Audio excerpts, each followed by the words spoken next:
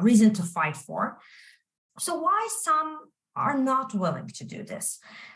Why some presidents are willing to fight purely for face or image, and others are not. And even the ones that are willing to fight for reputation are at times even, they're less hawkish in general compared, they're not considered hawks at all.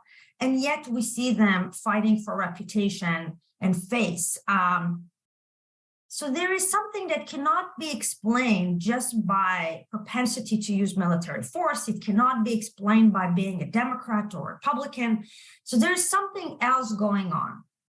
And so we see this variation. And what this book is trying to do is to say, well, we can talk about what explains it in terms of situational variables, the strategic environment, and all of that. But I will argue that those kinds of variables fail to, there's still something very important that's missing from those kinds of explanations.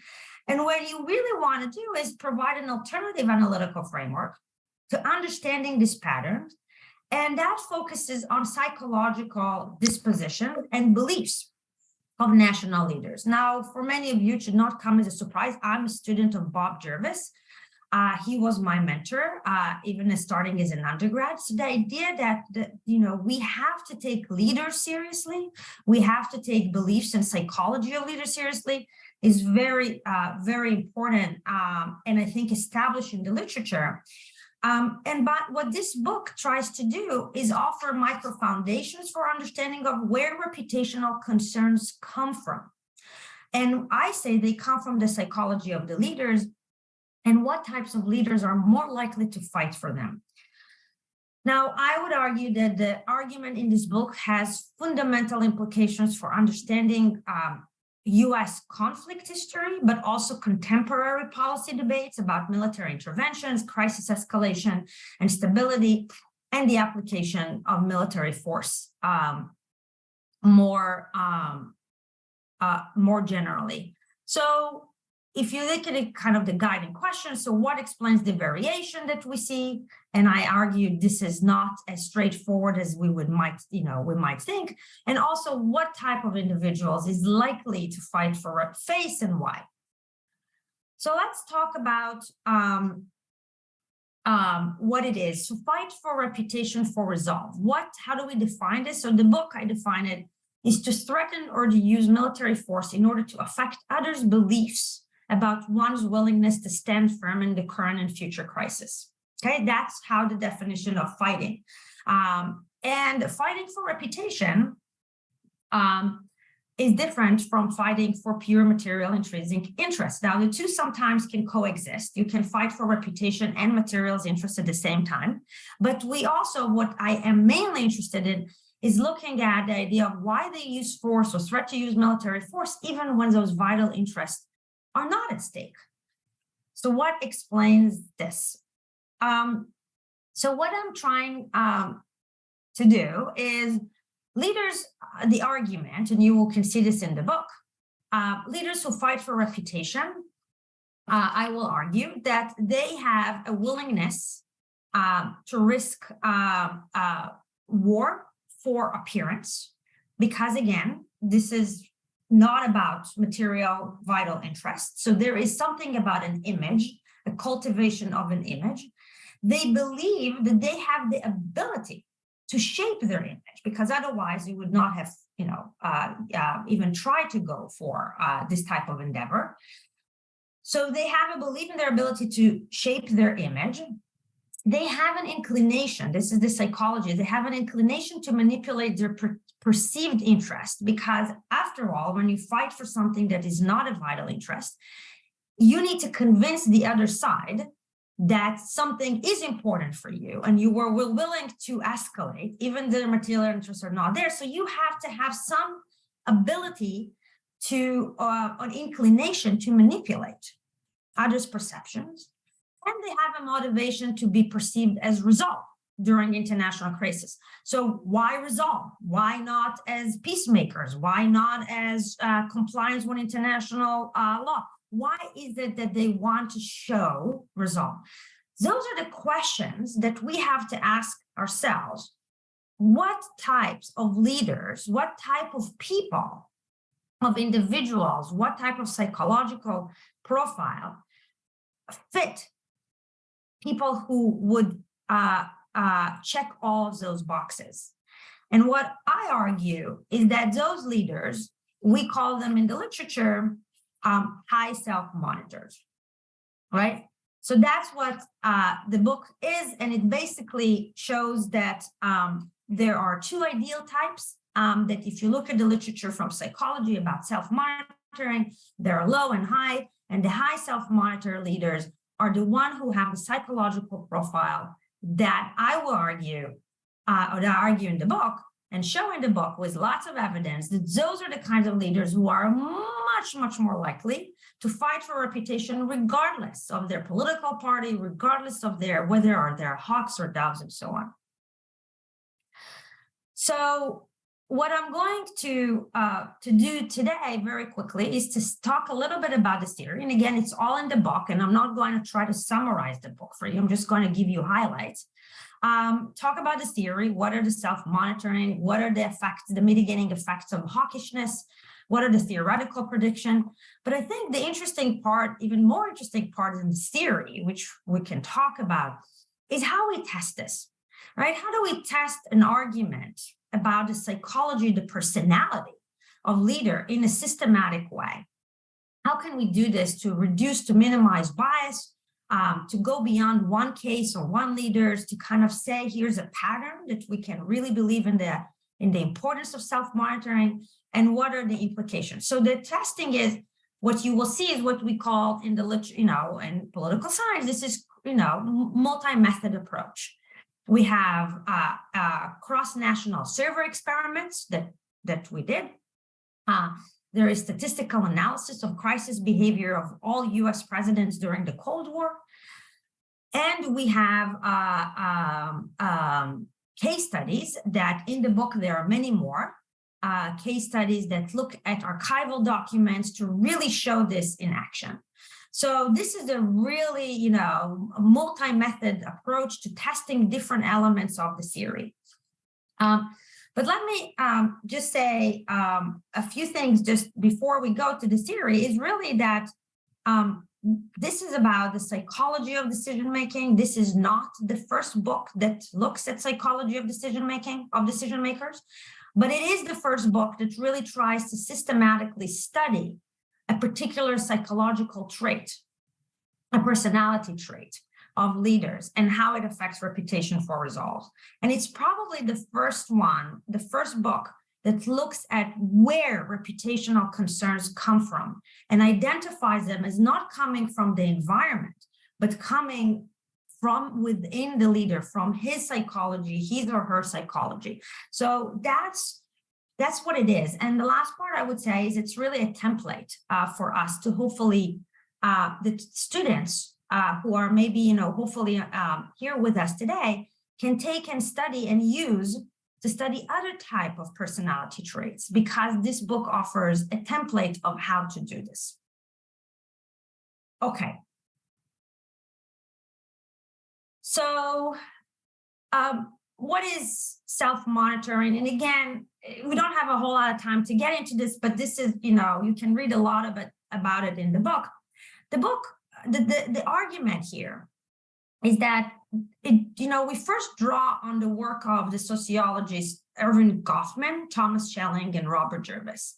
When they talked about international relations, they kept, especially Bob, drawing on both Schelling, Jervis drawing both on Schelling and Goffman, say that states leaders constantly engage in impression management on the international stage. This is what images are about. Impression management of self-presentation is a process by which a person attempts to control how he is viewed from another person's perspective. That's what impression management is. Now, self-presentation is fundamental to human nature, and Jervis's work established that self-presentation is also fundamental to how states communicate in international politics. Leaders use impression management in the form of signals, as you know from Jervis's work, to control their image in the eyes of different international audiences, right? So we know that leaders and states use impression management.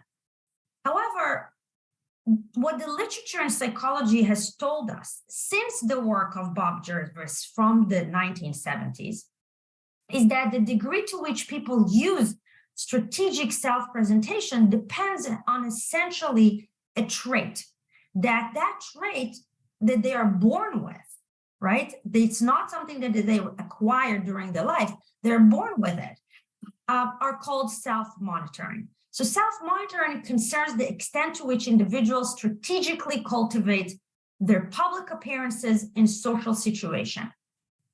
And the literature distinguishes between two ideal types of individual, the high self-monitors and the low self-monitors. Now you have people that are in between, but those are ideal types. High self-monitors are what we call image mavens. They are particularly sensitive to external social cues about their behavior. They tend to strategically modify and adapt their behavior to a given social situation. And importantly, they do this in order to increase their social status by establishing a desired image of themselves. So it's not just the idea of they just modify their behavior, but they do this in a very strategic way to enhance their social status. They are called other-directed, and their self-presentation is aimed at impressing external audiences. That's the trait.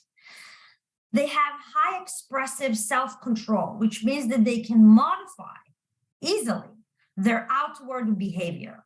They have great acting skills, together with a great social stage presence. That is the degree to which they draw attention to themselves. And those are really the preeminent features of high self-monitors. That's a psychological trait. Some of us have it, some of us are low self-monitors. But the self-presentation of the high self-monitor, what I want to emphasize, it does not reflect a passive conformity to others. It's not about just doing what others are doing, but it's a strategic means of image projection and status cultivation. That is key. So that's on the one hand, the high self-monitors. And I will argue that those types of individuals, when you put them in power as presidents, as leaders, you will see very assertive behavior, fighting for reputation, for face. The low self-monitors, on the other hand, they are controlled by their own attitudes and beliefs.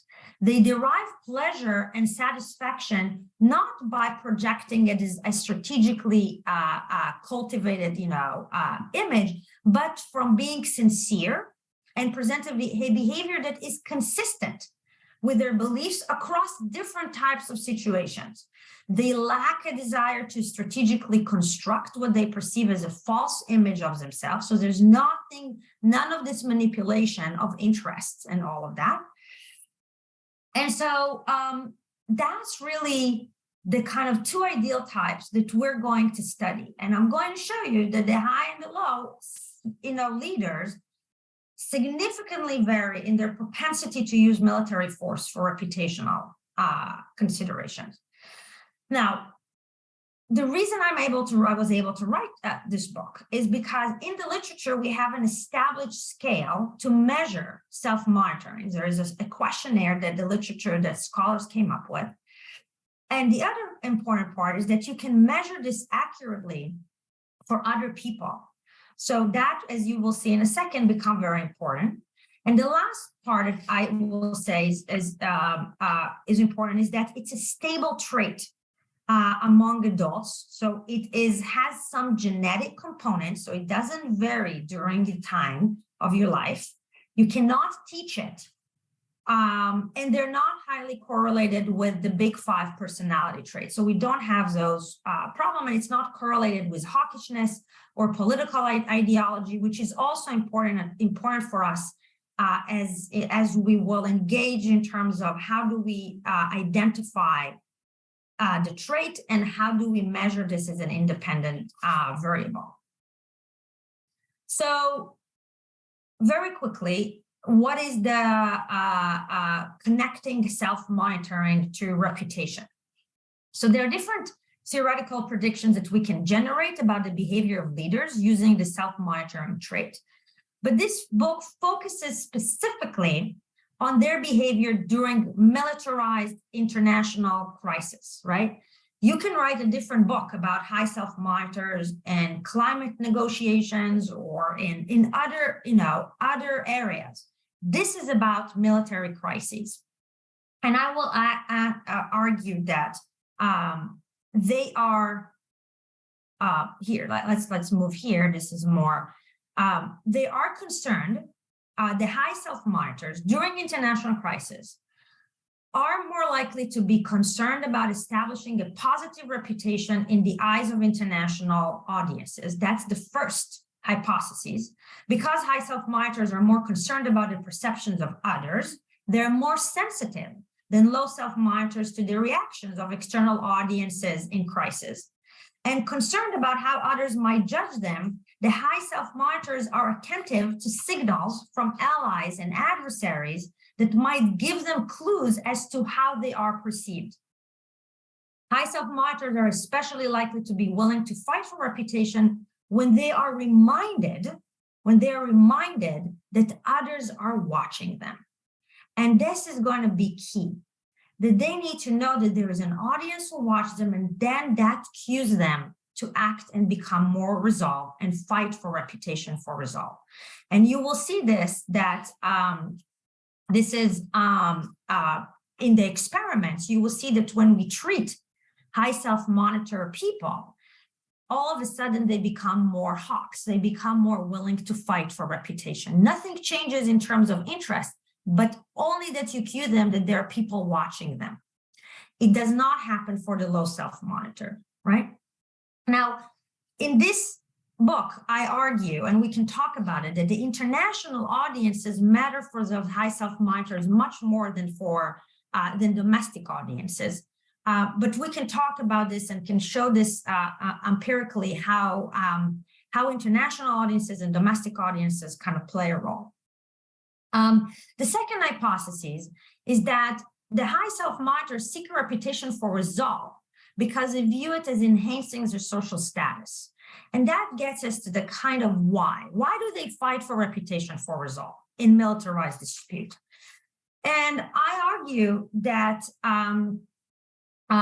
in different contexts, you will see high self-monitors care about different things. But what the literature shows us that across all of those contexts, they behave in a way that they believe will accord them higher social status. And that is very important to understand it in the case of international military crisis, resolve is the social currency. And this is why it will change if you move from crises to negotiations over climate agreement, where resolve might not be the social currency. But in international militarized dispute, we know that this is the most important one.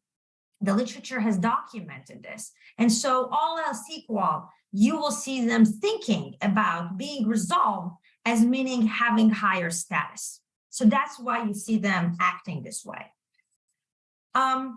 And the third thing is that they utilize military instruments and signals to demonstrate their willingness to stand firm. So what is this hypothesis? This hypothesis is that it's not just in the realm of thinking about, wanting to appear more resolved or whatever. It's actually taking action and manipulate their interests through those actions.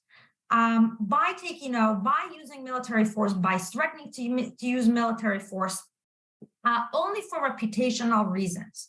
So that's the kind of, and so they act on that impulse of wanting to appear resolved, and it's not just in their head, but they actually see demonstrations of it. All right.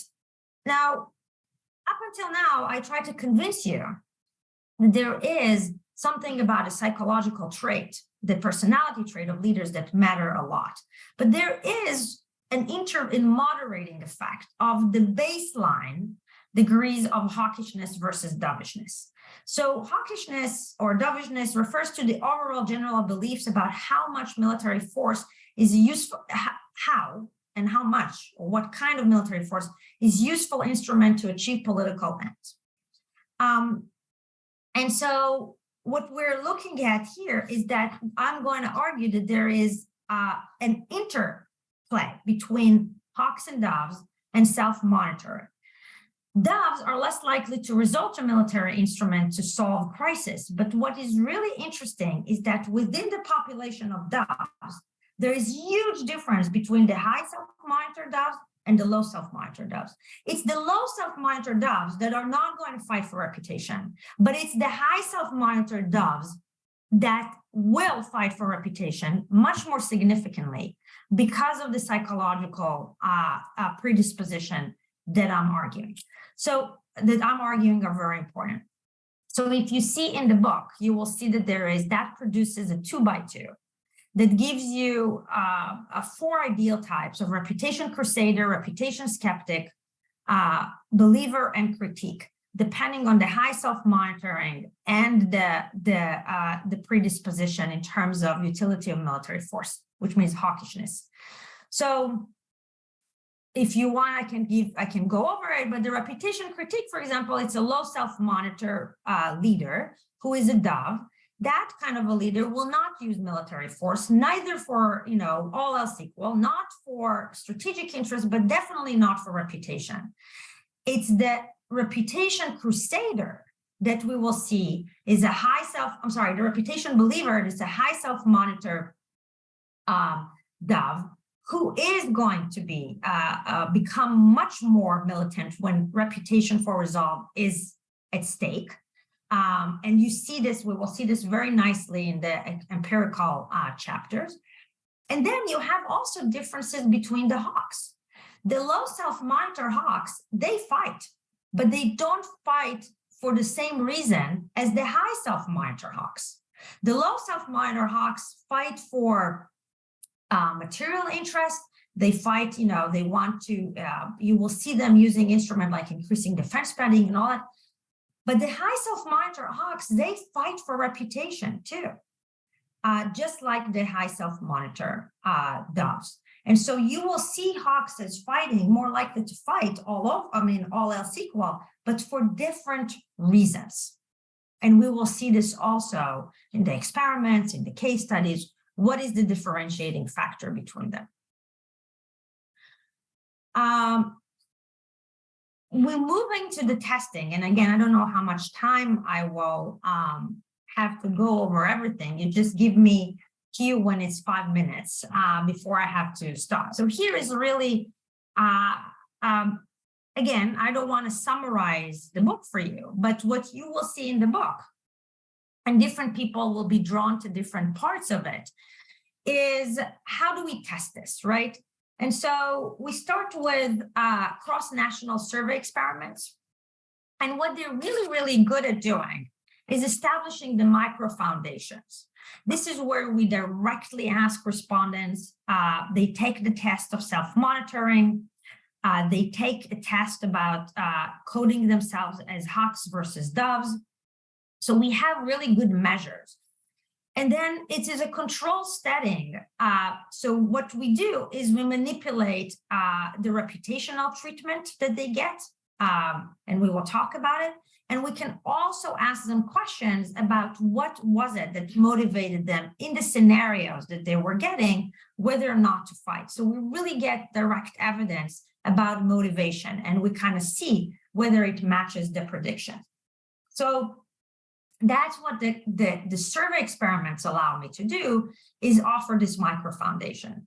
But then, when you do survey experiments, you do this with citizens. I mean, I did do them with Israeli decision makers too, members of the parliament in Israel. But mainly you look at individuals and you give them a crisis scenario, and it's a little bit manufactured. So you want to be skeptical about what you're getting from those experiments. You have to bring it to the real world. And how do you bring it to the real world? So this is where the statistical analysis of crisis behavior of US presidents from Truman to Bush. And here we look at how real leaders behaved in crisis, and have a measure that is more generalizable. Obviously, the biggest issue there is how do we code the self-monitoring of US presidents? And this is where you will see in the book an innovative approach by asking presidential historians who studied the presidents, a particular president, and gave them the questionnaire in a very particular way, and I will explain how to minimize bias, to code the different presidents, and then use that, apply this against the data set of the militarized interstate dispute, and really show a very beautiful trend about separation of the high self-monitors from the low self-monitors. And we can show generalizability across time. And yet people will say, well, okay, this is a statistical analysis. This is kind of all else equal. We see this trend, but can we find evidence for the causal mechanism in particular cases? Can we link the discourse to the behavior? Can we test this on other people, maybe not just the president, maybe the advisors? And how can we evaluate other contextual explanations? And that's what required me in this third part of the book to really go into the case studies and show how those variables are in action. How does this concerns about reputation fueling action and military signals and all of that, and how a president like Carter, who is a low self-monitor, is resisting those types of arguments when Brzezinski, his national security advisors, who's a high self-monitor, is trying to advance those. So how much time do I have in order, do I have time to go over some of this, or should I skip to the conclusion and leave more room for questions? So why not just skip to the conclusions? So okay. We have two discussons. Perfect. So what I want to basically show you, just when we say how does the US presidents fare in terms of the low self-monitoring and so on over time, I just want to show you that to show you that there is some variation among US presidents in the Cold War in terms of being high or low based on the questionnaires by historians. But you should not be surprised that we actually have in the United States more high self-monitor leaders than low self-monitor leaders. And that if you listen to what I said about the traits of high self-monitors, you will not be surprised why they end up as presidents to begin with. That's very much related to what the traits of politicians are, or very, skilled politicians to be able to get to that. All right, so all of the slides that I have, and I'm happy to go over them in the Q&A, are really the showing support, overwhelming support for the argument. If you want to know the cases in the book, so I'm looking at three presidents. Jimmy Carter is a reputation critique. He is a low self-monitor dog. And I'm looking at the crisis behavior during the Soviet activities in the Horn of Africa, the Soviet brigade in Cuba in 1979, and the Soviet invasion of Afghanistan. And I'm showing Carter's resistance to fight for reputation, even though his national security advisor, Zbigniew Brzezinski, a high self-monitor, constantly pushed him. And you see this very nicely in the documents.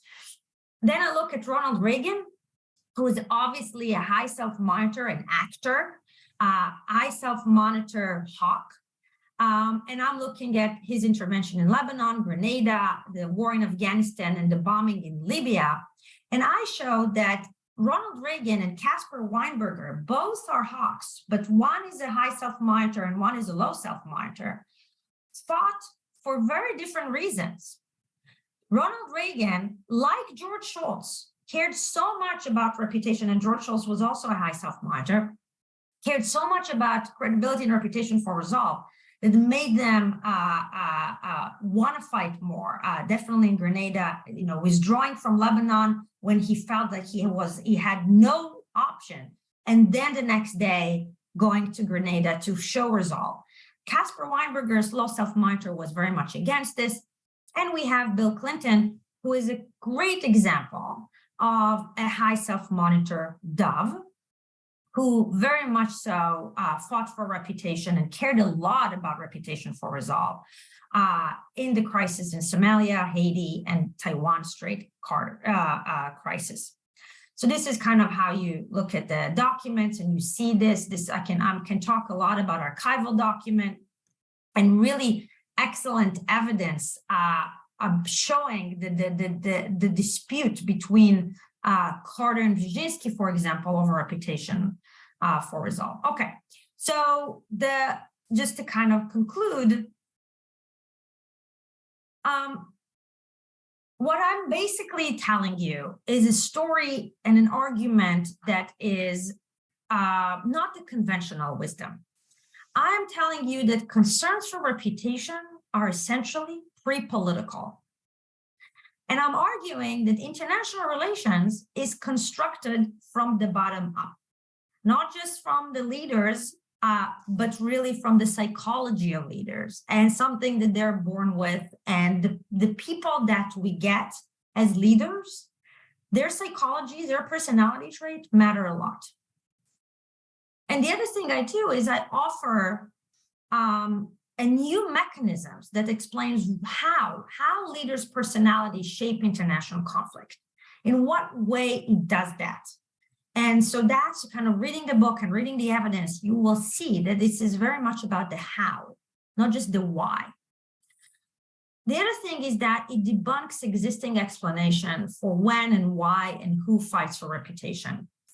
The argument that hawks fight for reputation and doves do not is wrong. It's just wrong. And I will, I basically show that there is significant variation within the hawks and among the doves. And again, as I say, it's a template for studying the psychology of leaders in a novel and parsimonious way. Happy to go over this at Q&A. Huge implications for intelligence analysis of foreign leaders self-monitoring. I've been doing a lot of that too.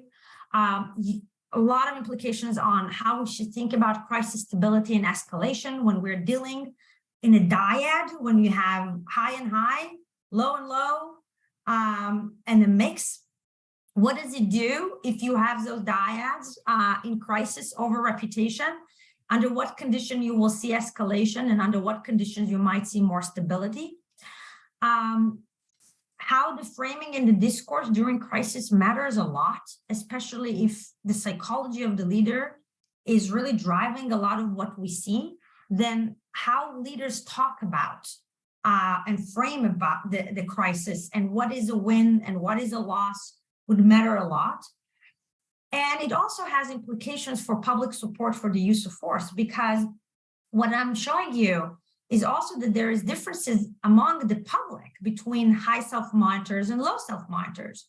So if you want to have support for an adventure that is not about material interest, you might be able to use reputational language to attract support from even people who are doves to your cause. The high self-monitor doves will be very much treated by a reputational language.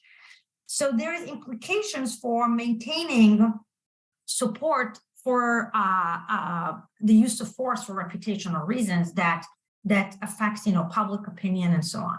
So that's what I have for you. I hope that this just gives you a glimpse into what the book does. But really, the most interesting part is the empirical parts that I didn't have time to talk about. But that's what I hope that you will go and get a copy of the book and enjoy reading. Thank you so much for giving me this opportunity. Looking forward to hearing the comments and questions. And I'll stop sharing.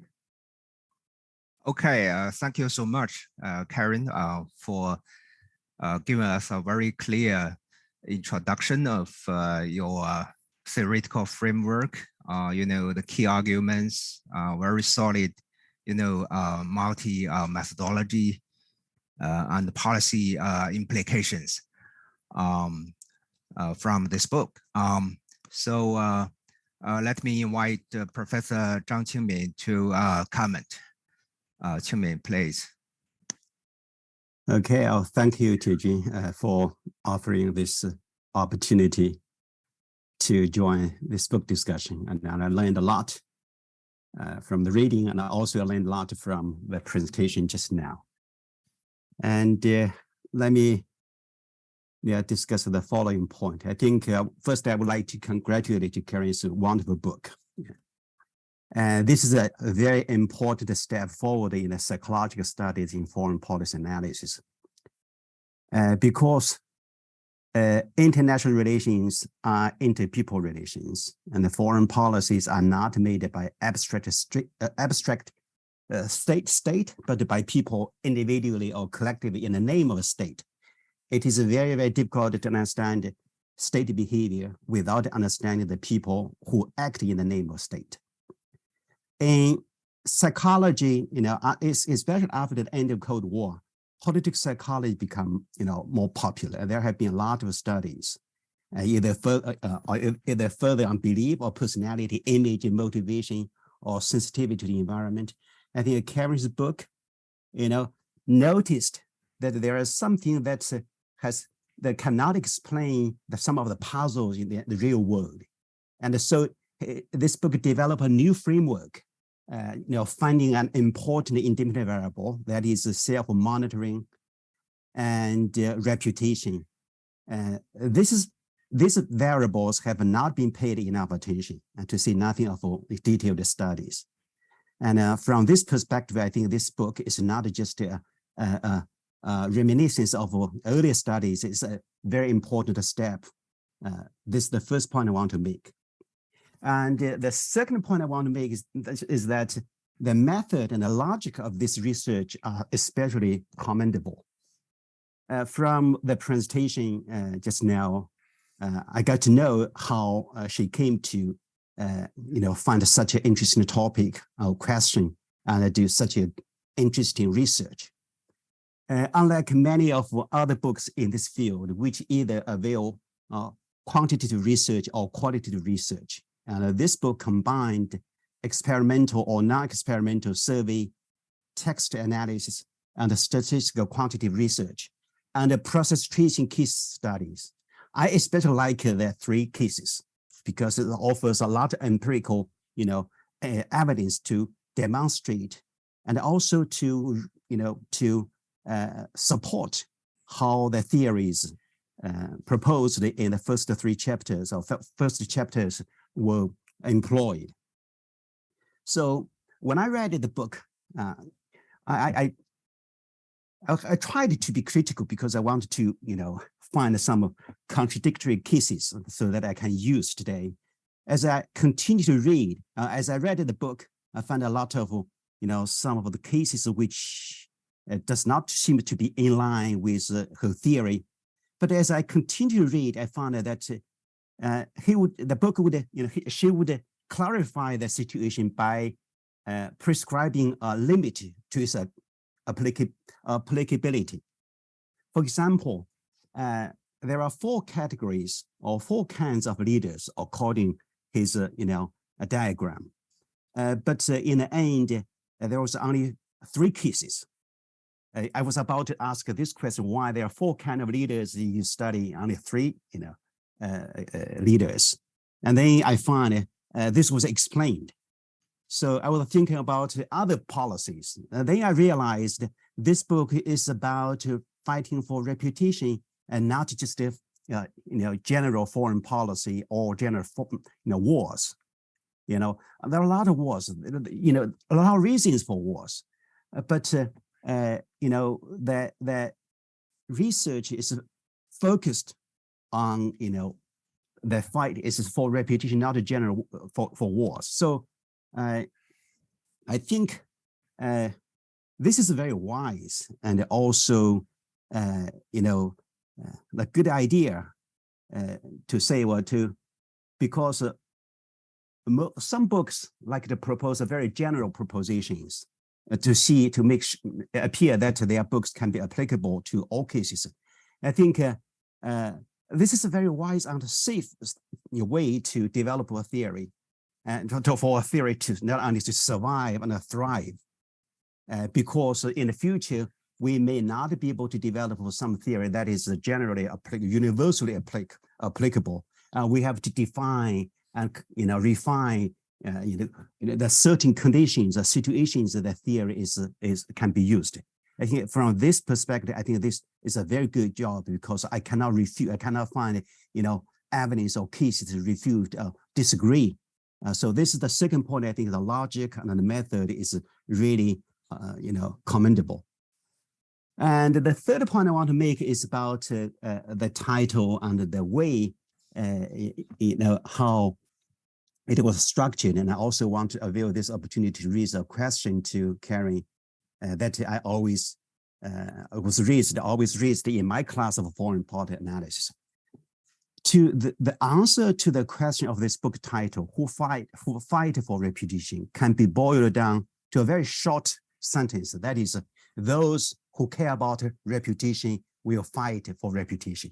Those who do not care about reputation, they will not fight for reputation, even though they fight. So the three cases demonstrate the reputation crusader, who with high self-monitoring and hawks care more about reputation for resolve, and they fight more, but they fight more for reputation.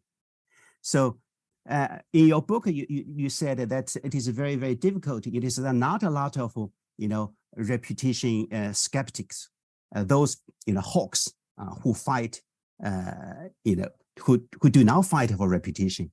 This is very, very interesting. I have not, find it, a reason, even though you explained why such kind of leader is not so many, and you cannot find a good case to demonstrate this kind of leader. So the other two cases that, Reagan, Carter, the three cases, Reagan, Carter, Jimmy Carter, and Clinton, they are very good cases to demonstrate the theory and support the theory. So the result is not unexpected.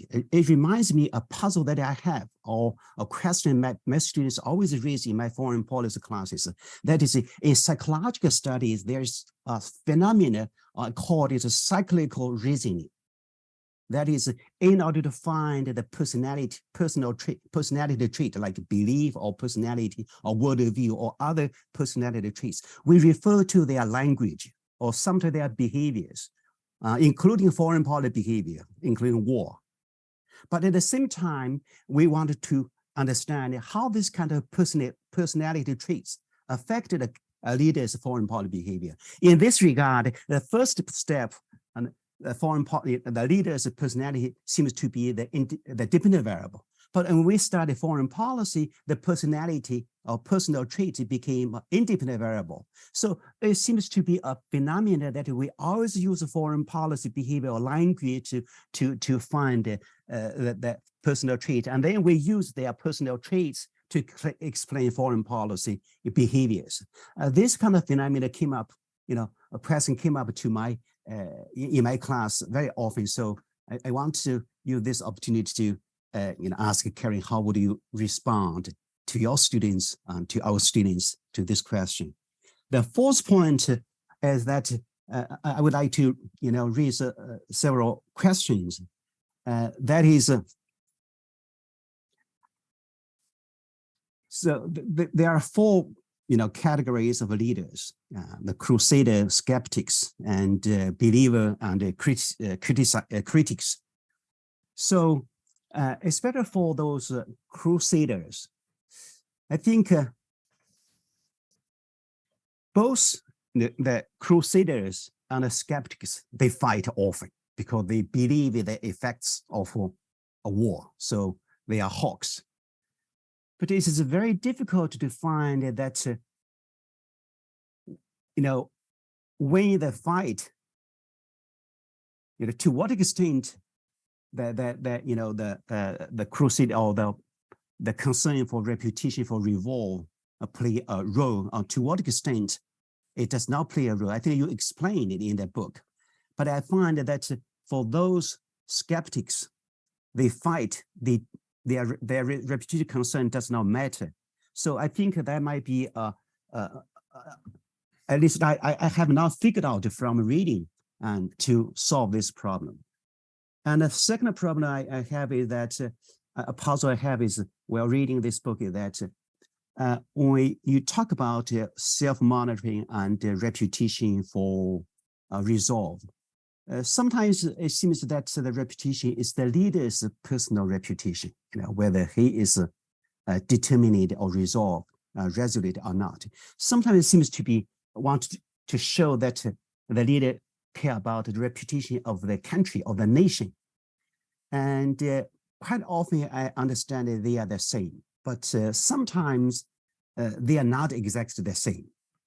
It's just like in bureaucratic politics, the interest of the president is not always the same as the interest of the state of the country. So the reputation concern of the leader might not be the same reputation concern for the nation. So how to distinguish them?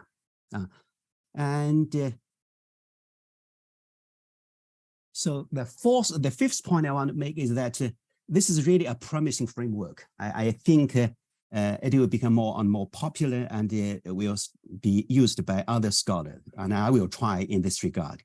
But to make it more prevalent in foreign policy analysis, this nuanced method may need to develop easier tools or procedures to calculate the level or scale of self-monitoring. Because it's not easy to identify the scale of a leader's self-monitoring, because you spend a lot of time and did a very good job to have statistics, the figures about the American president's self-monitoring skill.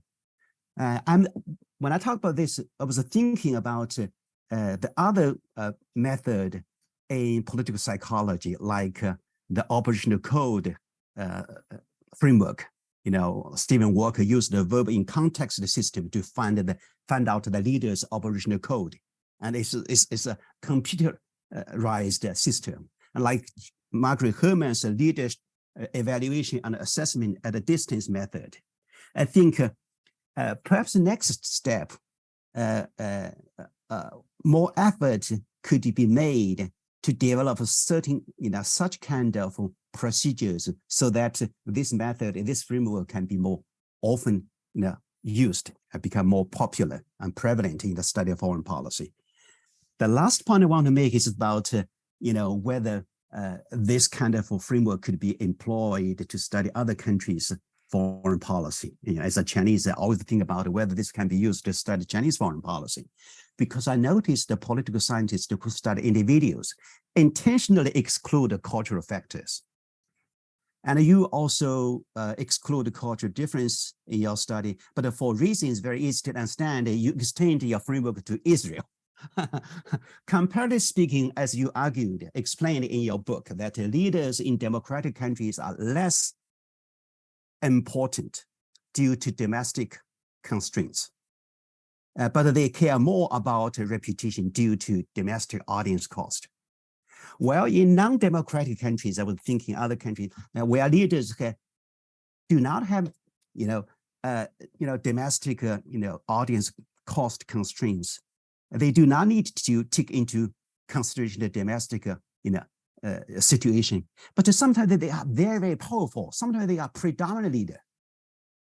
And for this kind of leader, they do not need to care about the reputation, but they have more freedom. Perhaps whether, the framework you develop in this book could be used to study this kind of, scenario. As Ian Johnston from Harvard and other scholars, China scholars their study have shown that there's no audience cost in China because we do not have those kind of election in the West. And so their argument is that the Chinese leaders can back down freely and easily in international crisis without having domestic backfire. So this book reminds me that Chinese leaders, but they do care about reputation. Sometimes they talk about reputation very, very often, but in the past we neglected this kind of, factor. From your book, and I began to pay a lot of attention to how our leaders talk about the reputation and how this kind of reputation concern will affect the Chinese foreign policy in general, not particularly in Chinese use of force. China has not used force for a long, long time. So because in China we have a saying, Chinese diplomacy is always termed as a specific diplomacy. So I have employed Peggy Herman's Jervis theory to the study of Chinese foreign policy. I think this book stimulates a strong desire for me to employ your framework to the study of Chinese foreign policy. I may come to your help in the future. So let me wrap up. In one word, this is a very, very good research, very good book, excellent book. It's a milestone in the leadership research. As I learned a lot from it, and my impression is that our understanding of how leadership shape foreign policy is important, as you said at the end of your presentation. But I found out the more we learn, the more perplexed we feel, because we find that the reality, how personality shape foreign policy, is become more and more complicated than we thought before we started reading such books. So the value of this book lies not only in your new framework and a new independent variable you have, found, or the answer you have also offered to the question you raised, but I think it lies in the question it raises, and a lot more questions come out from your book, which will inspire more people to dig deeper along the way to find more variables, to study how individual leaders shape foreign policy. And with that, I will stop here. Thank you very much. Thank you so much. Thank you so much, Qingmin. So let's first turn to Jiwu for his comments, and then I think Karen can wrap up, response together Yes. for the two commentators. Jiwu, take your way, please. All right. Okay. First, I want to show my thanks to Tianjin and other organizers for their effort to provide this platform.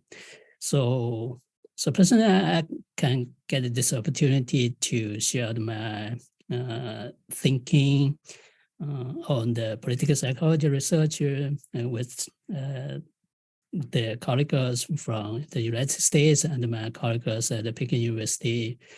So I want to say that Professor Kenneth's book on reputation, personally, I really enjoy reading Kenneth's latest book on reputations. And I think the book is one of the most sophisticated or rigorous, and it's really original, also convincing work in this field.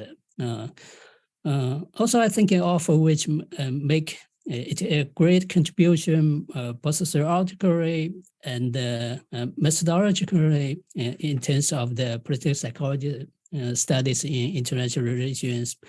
So here, I strongly recommend this book to my students, both in my classes and my students sponsored by myself, supervised by myself in my university and my colleagues. So here I just want to thank Ken for her great effort to in leading this new trend.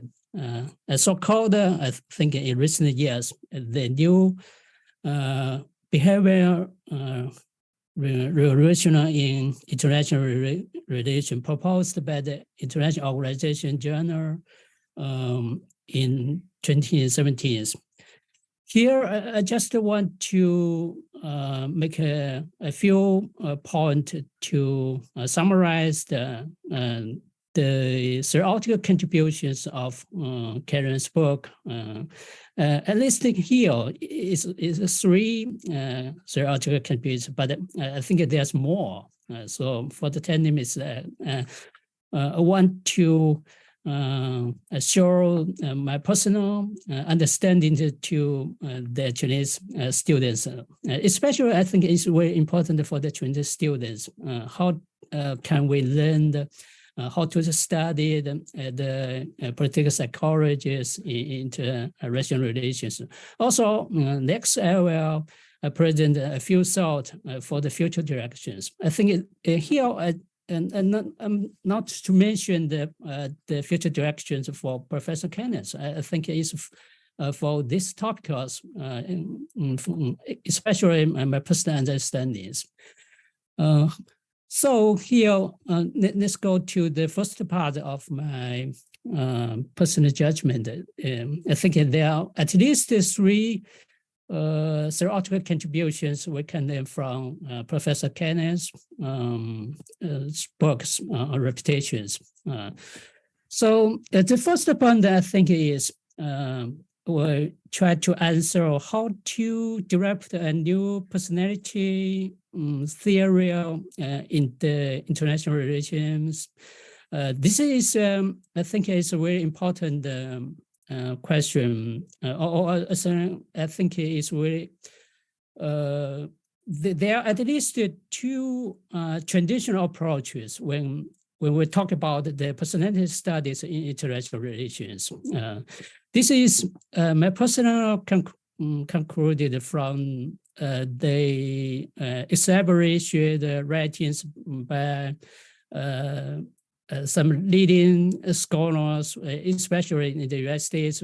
I think it started from the Alexander's personality study of President Wilson, and to the recently there are more recent in the development of the methodological development, which focus on the content analysis. There are at least two, I think, is a traditional approach. The first one is I call it as case-oriented. And the second approach, I think, is more preferred to methodology-oriented.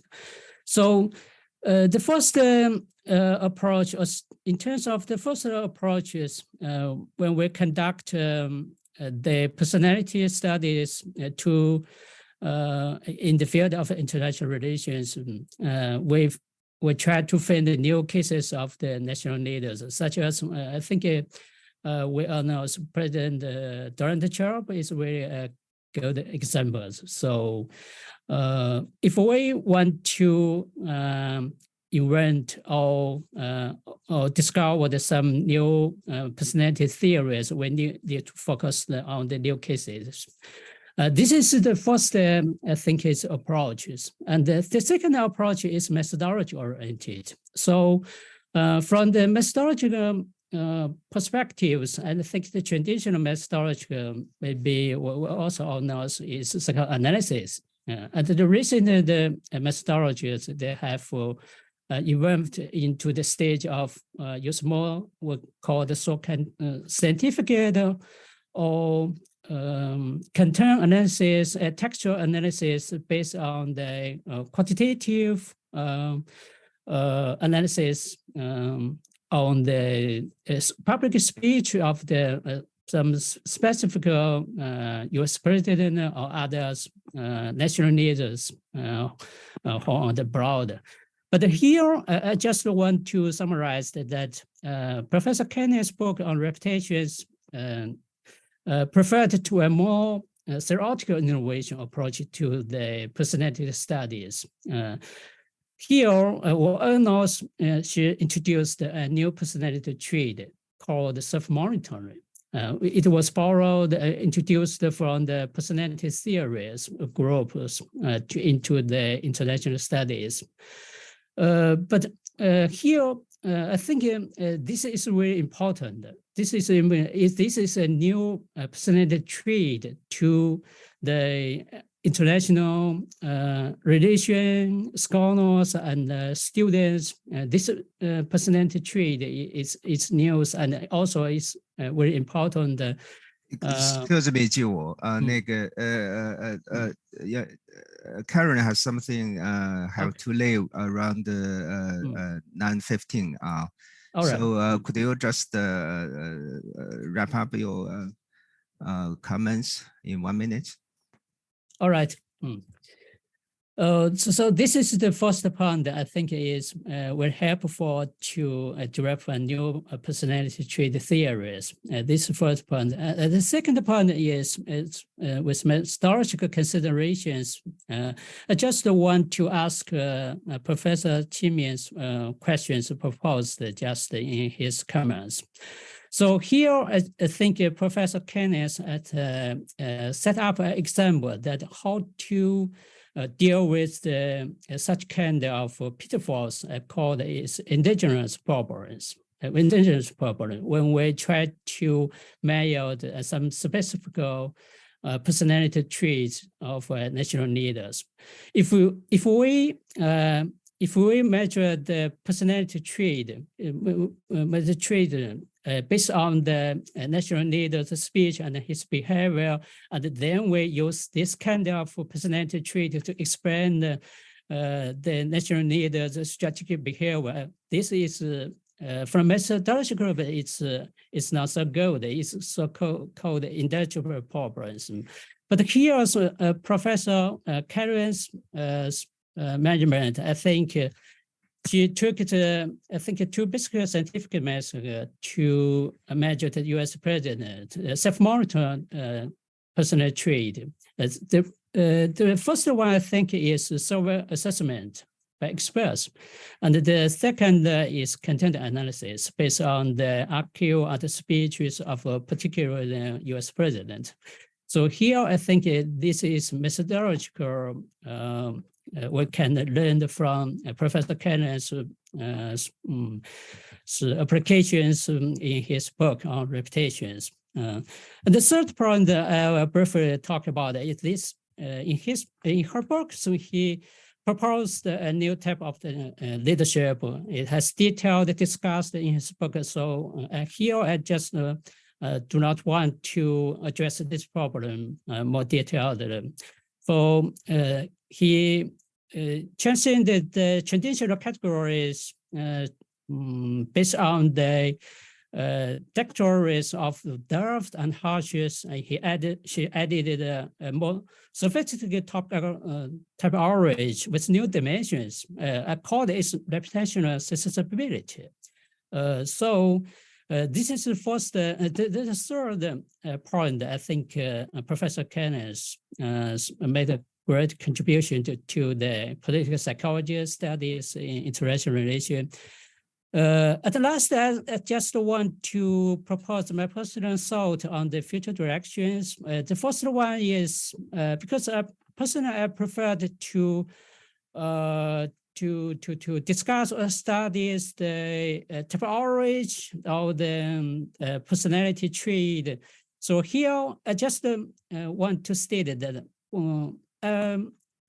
what I'm trying to see is not Professor Kenneth's typology is not good, but personally I'm interested in to develop a new or more sophisticated typology of the particular self-monitor trait, because to briefly we can see that what I have done. So I tried to develop the self-monitory a new types because if we can. If we see the matrix, there are two dimensions.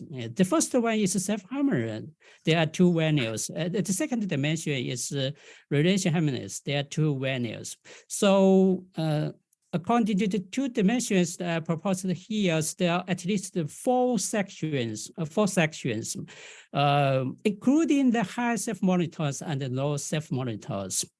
But here, the section 2 and the section 3, I'm still wondering, yes, in Professor Kenneth's books, the higher or so low self-monitors is something more like the situation-oriented or self-oriented self-monitors. So I just want to hear to develop a more sophisticated typology of the specific personality trait proposed, introduced by Professor Kenneth.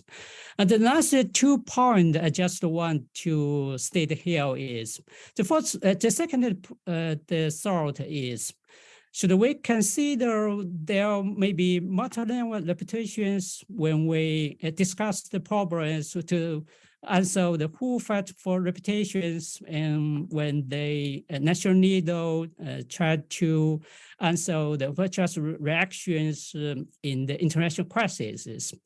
Professor Kenneth focused is mainly on the reputation for reserve. I think there may be multi-level reputations when the national need to deal with to pursue the reputations when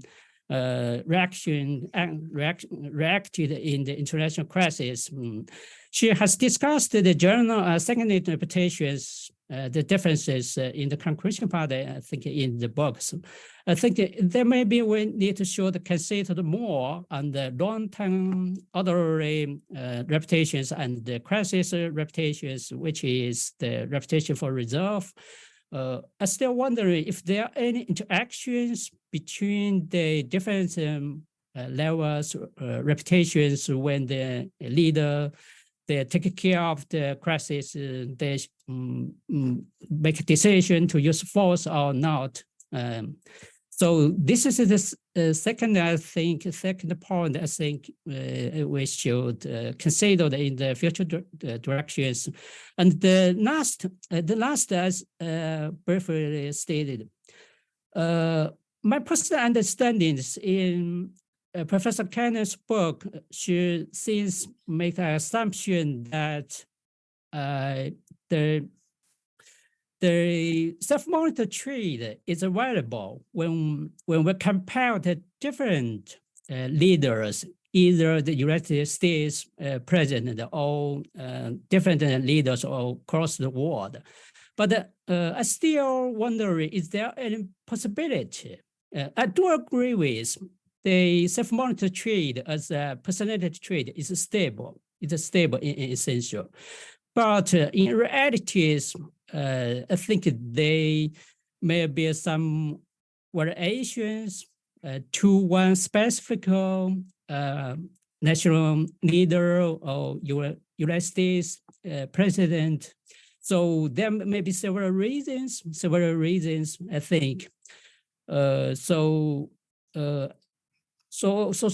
I just want to explore whether there are any mechanism or variations to one specific national leaders self-monitor trait. Okay, that's my comments. So Okay, I think okay. there may be no more questions. I just want to some personal analysis. Okay. Because Karen has some emergency at school to deal with. She has to leave immediately. I think there, Professor Zhang. I can answer the question and stay until 9:30, and then I have to hop off. Do you want me to answer some of the questions? Yeah, please keep your watch by yourself. Okay. Yes. This is great. Really appreciate those comments and insights, and again, I'm so happy that I get to talk about the work as opposed to all the administrative things I have to do for the rest of the week. So a couple of important things. The question of the low self-monitor the difference between the hawks and why there's no case on it. So as you're right. I mean, this was really disappointing in the sense that we couldn't find a case that we would have access to in terms of archival documents. And but the Weinberger-Reagan comparison allows me to do this. They're not both presidents, but Weinberger is the low self-monitor hawk, and the comparison with Reagan, looking at the especially the Lebanon case, really revealed very nicely the differences in terms of why and how they approach issues of reputation for resolve. So, but I totally agree with you. That would have been better if we just had another case on that. I think that the issue that you brought up about the leaders' concerns about their own reputation and reputation of the country is also something that needs further exploration. Under what conditions we see more alignment versus under what conditions less so, and what are the implications of that? That's a great question for future research. I also agree that we need to find a better way to quickly code the self-monitoring of leaders. Obviously, intelligence organizations, hopefully those who read the book, are now doing this on foreign leaders, but we need to, in the scholarly community, be able to do this quickly. And it is a great point, and I wish I had an answer to this. There are on issues of how to apply this to authoritarian leaders versus or non-democracies versus democracies and all of that. The issues are very, very interesting because my argument is that it's not that the domestic audience, and so people when think about domestic audience costs, they think about domestic audience, but the concerns about reputation for resolve in militarized interstate disputes of leaders are not driven by the perceptions of the domestic audience, but it's the perception of other leaders, right? So in that sense, it doesn't really matter if you're talking about a democratic, a leader of a democracy or leaders in a non-democracy. I think those straight will have a similar effect. And if anything, you will see much more of a powerful effect of self-monitoring on leaders of non-democracies in authoritarian regimes, where leaders have much more influence over foreign policy. So, and less of a pushback. So I think that this variable applied to leaders of countries that are non-democratic is going to be even more significant. And I think it's an interesting way of doing it. Now, for leaders of democracies, they have a way of dealing with this international versus domestic audiences. So you can see this very clearly in the Reagan years, where Reagan, in some cases, faced opposition from the public to go for these adventures overseas. But he really, as a high self-monitor, he really wanted to show the Soviets that he is resolved. So that what he did was what we call in the literature audience segregation. How do you segregate the domestic from the international, right? And and in practice, the way to do this is through covert action, because covert action allowed him to hide this from the domestic audiences that did not want to see him go after the Russians, the Soviets, but he still, the Soviet leaders knew exactly what he was doing in all of those places, right? So there was a way for him to show resolve without, hiding the domestic audiences who were not happy with what he's doing. So that's audience segregation. Then it's a tactic that high self-monitor leaders employ when they want to show resolve. I love the comments about how this is not a variable. Like this is it, and that actually helps with the endogeneity, because it's a stable trait and you are born with it. It's not something that you can do to change it. So in one sense, it's good because it's stable. If that started changing over time, methodologically, we would not have been able to really use this as an independent variable.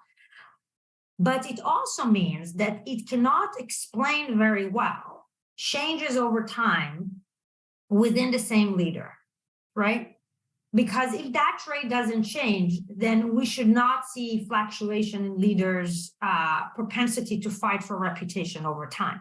So those cases where we do have fluctuations are interesting cases to study. And I talk about the book when you will see this. And I argue that there is learning. I mean, this model does not preclude us from, or preclude leaders from learn, right? Leaders could say, as a high self-monitors, they're much more likely to fight for resolve. And they do this in time T, but then they face this kind of huge backlash because it didn't work and it didn't produce them the kind of image that they wanted. So you see them being much more reluctant in how they employ the military means the next time. So it doesn't mean that there's no learning, but it is true that it's not a variable that changes the self-monitoring over time at the leaders level. And that's also what's good about it, because it makes it constant, and therefore I'm less concerned about endogeneity. So those are the kind of some of the, I mean, obviously it doesn't get into all of the amazing questions and insights you had, but it's just to show that there is a lot more that can be done. And the last thing I would say, that what I would love to see from students, and maybe that's a good note to end, is to think about, I study this in the context of militarized dispute, was reputation for resolve is the social currency. But there are so many other areas that students can take now the measurements of the US presidents as high or low self-monitor and apply it to different issue areas, where the social currency is not reputation for resolve, it's other types of reputation, and see whether they get the kind, they can generate prediction and show the differences in other domains when resolve is not the social currency, but it's other types of reputations that matter more. So I think I've done like half of the work already by coding the leaders, and it's kind of, it can just apply to a different domain and maybe get something interesting out of it.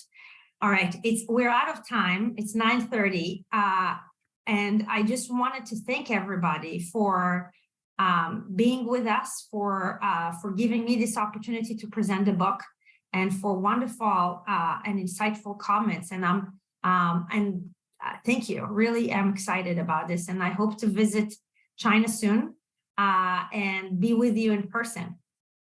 Okay.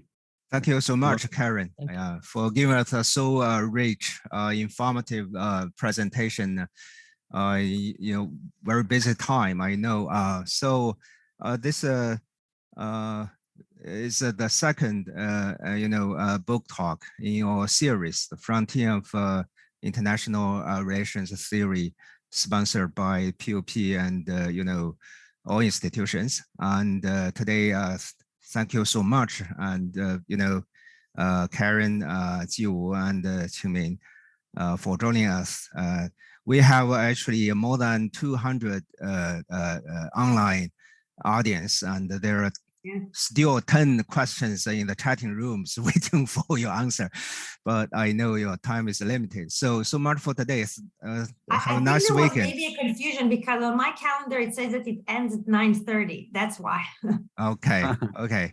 Thank you so much for making this possible. And Columbia Global Center, including for all of you to attend this exciting book talk tonight.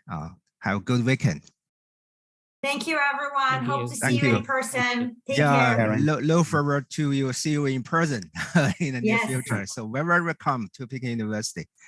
Thank you, Karen. Definitely will come. Thank you, Linxi and Helena. Thank you so much. Thank you very much for organizing. Bye-bye.